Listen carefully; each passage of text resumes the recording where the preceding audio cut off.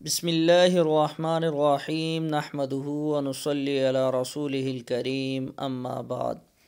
اعتکاف کے مسائل چل رہے ہیں۔ سوال یہ ہے کہ اعتکاف کے مسائل ہمیں بتا دیں۔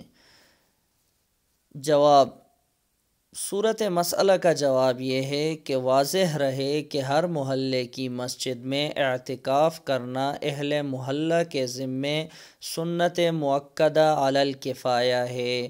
اگر تمام محلے والوں میں سے کوئی بھی اس سنت کو ادا نہ کرے تو سب اس سنت کے چھوڑنے والے اور گناہ گار ہوں گے۔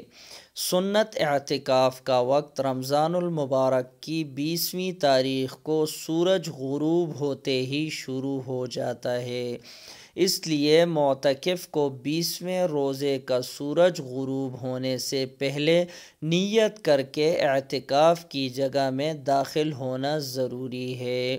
اگر کوئی شخص 20 رمضان کو سورج غروب ہوتے ہی اعتکاف میں نہ بیٹھ سکا بلکہ اگلے دن یعنی 21ویں رمضان سے اعتکاف کرتا ہے تو یہ مسنون اعتکاف نہیں کہلائے گا بلکہ یہ نفلی اعتکاف ہوگا۔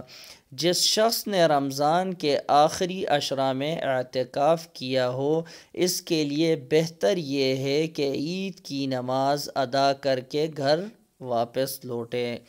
معتکف وضو کرنے کے لیے مسجد سے باہر نکلے تو اس کے لیے وضو سے پہلے یا اس کے دوران ہی جلدی سے صابن سے ہاتھ منہ دھو لینے کی گنجائش ہے۔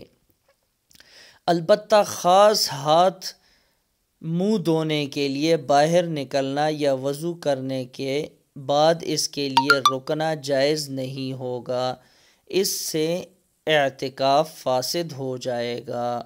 اگر معتکف پر غسل جنابت واجب ہو جائے تو اس کے لیے مسجد سے باہر نکل کر غسل کرنا ضروری ہے، لیکن صرف گرمی کی وجہ سے یا جمعہ کے غسل کے لیے مسجد سے باہر نکل کر معتکف کے لیے غسل کرنا جائز نہیں، اس سے اعتکاف فاسد ہو جائے گا۔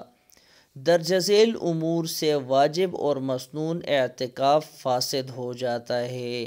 نمبر 1، اگر کسی طبعی یا شرعی عذر کے بغیر مسجد سے باہر نکلا۔ نمبر 2، روزہ نہ رکھنا یا توڑ دینا۔ نمبر 3، حالت اعتکاف میں مباشرت کرنا۔ نمبر 4، عورت اعتکاف میں ہو تو حیض اور نفاس کا جاری ہو جانا۔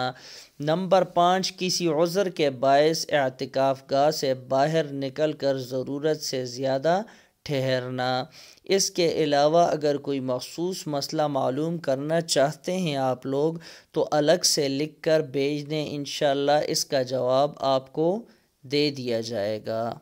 اللہ رب العزت ہمیں دین کی صحیح معنوں میں سمجھ اور اس کی قدردانی کرنے کی توفیق عطا فرمائے، آمین۔